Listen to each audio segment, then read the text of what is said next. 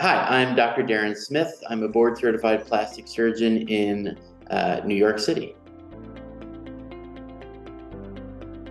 I am a board-certified plastic surgeon. I have completed fellowship training in both craniofacial surgery and aesthetic surgery.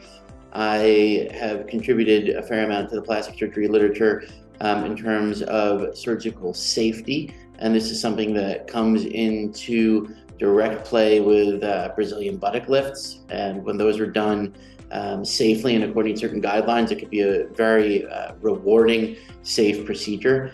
And something that I've recently adopted looking at available data is the use of ultrasound guidance in Brazilian buttock lifts, and I use this each and every time at this point. There are two sides to that, right? I like to say that surgery isn't just the 2 or 3 hours in the operating room. It's the couple weeks to a month before surgery and the 2 months or so after surgery that really contributes to the surgical result and the surgical experience, both in terms of outcome and safety of the procedure. And in terms of the period before surgery, we have a lot of out-of-town patients, and one of the key things is that you want to make sure you're doing everything you can to reduce the risk of venous thromboembolism, or DVT, or pulmonary embolism. And when you have someone coming from far away and sitting on an airplane for hours at a time, they are setting themselves up to potentially have a blood clot. So for folks that are coming in from far away, it's a good idea to have them come at least a couple days in advance so they can be up, walking around, and getting to normal activity levels before their procedure. And the same thing goes on the other side of surgery, which is that if someone is going to get on a plane right away after surgery and they're going to be immobile, they are also kind of increasing the risk of a venous thromboembolism. So in addition to giving yourself time on either end of surgery for a long flight or even a long drive, you want to be taking precautions on both sides, like getting up and walking around frequently to break those periods of sitting up. And also you want to make sure you're staying well hydrated on those journeys to further reduce your risk of venous thromboembolism.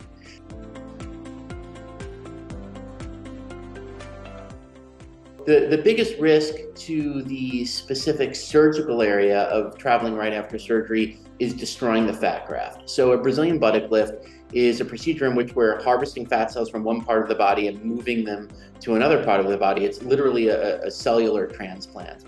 And when we take cells of any kind and move them from one place to another, they need blood supply. And when we first transfer them into the donation site, they're floating around and they're getting their nutrients and their oxygen and releasing their waste products into just the interstitial fluid around them. There's no actual circulation that they're using. So they're extremely vulnerable to pressure and any kind of insult at that point. So especially until they've had time to become attached to the local vasculature, the local blood supply, they're very fragile. And if you go and say sit on them for a couple hours on a plane, you're really at risk of killing the cells and eliminating your surgical result. You're also increasing your risk for a surgical infection, because when cells are alive, they are much better able to participate in the body's immune response and fight off potential infection. If you have a bunch of dead fat cells sitting around, they're much more likely to get infected. Yeah, so the key things are, one, to make sure you're giving yourself time on either end of the procedure, both before and after, so you're not going to be sitting for extended periods of time. And if you are going to be sitting, you want to be getting up and walking around for at least 5 to 10 minutes every hour or so of potential sitting. You want to remain well hydrated, and those tips are aimed at reducing the risk of blood clots. In terms of making sure you stay as safe as possible after surgery, you should remain in town for at least a few days or longer, depending on the exact nature of your procedure and what you've worked out with your surgeon, to make sure that he or she is immediately available should you have any postoperative problems.